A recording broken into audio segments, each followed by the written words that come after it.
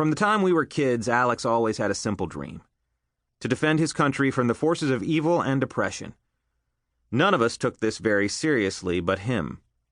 After school in the suburbs of Denver, he'd run off in his camouflage t-shirt and cargo pants to play Vietnam Commando on the canal that wove through the neighborhood, laying booby traps with dry seed pods and hiding behind stands of cattails to watch joggers jump and yip as the ground exploded beneath their feet. He rented every Army movie the local Blockbuster carried, played every video game. There weren't many women in the ads back then, just grim-lipped men in high-tech gear dropping down ropes from helicopters to the sound of that unforgettable jingle, "Be all that you can be in the Army." Back then, Alex and I barely spoke. Our dream worlds did not overlap. By age 7, I had become known in the family as a math prodigy. In the fields where Alex saw darting commie gorillas, I saw fractally branching ferns, Fibonacci spiraling pine cones, self-intersecting manifolds of swallows. I'd tell supermarket cashiers how lasers worked, give lifeguards introductions to the Navier-Stokes equations for viscous flow. I realize now, completely insufferable. Human relations were not my specialty. Too complicated. By 13, I was taking calculus and physics at the University of Colorado. The only real common ground I had with Alex lay between the tattered street hockey nets in his driveway, where on summer afternoons he would occasionally deign to scurry around my knees and destroy me, smiling up in triumph each time he scored. He was 5 years younger, but already a budding star. Our fathers had both made their efforts at manly education. Alex's father, Norm, was the assistant coach of Alex's hockey team with the elite Littleton Hockey Association and played adult league with Denver's finest, including a smattering of pros from the NHL during the 1992 players' strike. Al, my own father, was the quarterback coach of George Washington High School's football team downtown.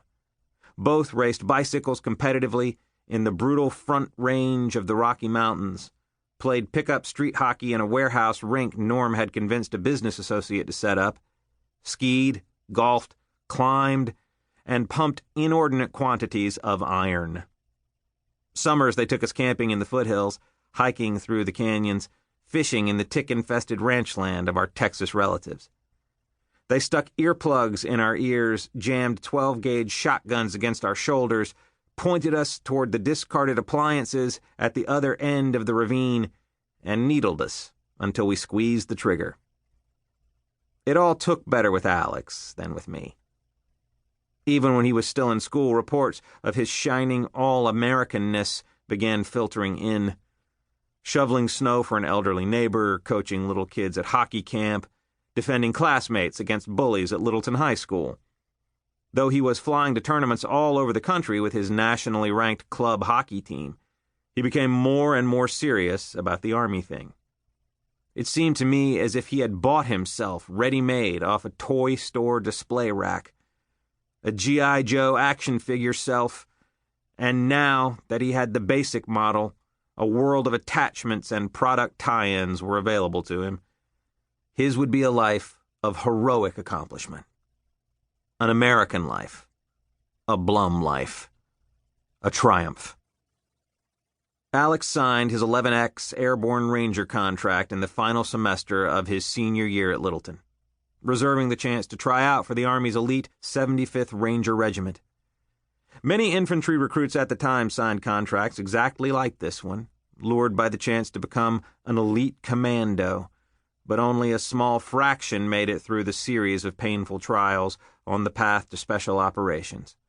The rest were consigned to the regular infantry. Alex knew all this. He didn't care.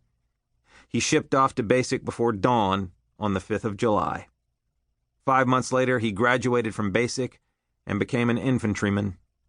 3 weeks after that, he earned his airborne wings. One final stage remained. What today is called the Ranger Assessment and Selection Program. It was a little different in 2006 than it is today. For one thing, it was shorter. a concentrated 4 weeks instead of 8. For another, it was still called the Ranger Indoctrination Program. RIP. Private First Class Alex Blum was about to become a very strong argument for changing the name. There were 55 letters in the packet Norm put together a year after the robbery for Judge Burgess of the District Court of Western Washington, the man we had been told would decide whether and for how long Alex would be imprisoned in a federal penitentiary. They were from hockey coaches, neighbors, former employers, the Littleton High School guidance counselor for whom Alex had served as a student assistant his senior year, the father of his ex-girlfriend, Anna. They ranged in size from a single paragraph, hand-scrawled on a dentist's monogrammed memo pad, to a 4-page, bullet-pointed epic